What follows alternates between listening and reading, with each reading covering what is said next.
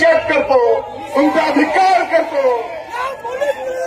एकीकडे माननीय मुख्यमंत्री महोदय, माननीय उपमुख्यमंत्री महोदय, संपूर्ण महाराष्ट्राची जनता त्या आरोपीला फाशीची शिक्षा झाली पाहिजे म्हणून आपण पाठपुरावा करतो आहोत। आणि दुसरीकडे आपले डीवायएसपी त्या आरोपीला पाठीशी घालण्याचं काम करतात।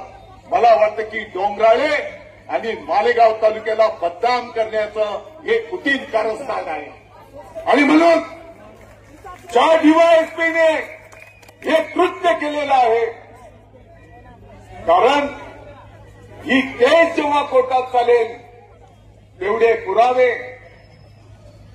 पोलिसांचा रिपोर्ट याच्यावर त्या आरोपीला फाशीची शिक्षा होणार आहे।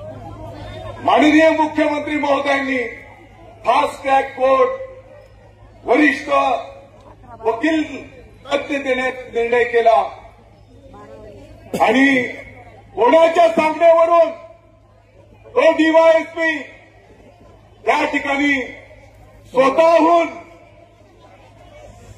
कोर्टाच्या समोर मॅजिस्ट्रेट कस्टडी मागतो, म्हणजे तो आरोपी मॅजिस्ट्रेट कस्टडीत जाईल आणि पुढच्या टप्प्यामध्ये त्याला जामीन मागण्याचा अधिकार प्राप्त होईल। आणि म्हणून या गोष्टीचा मी निषेध करतो।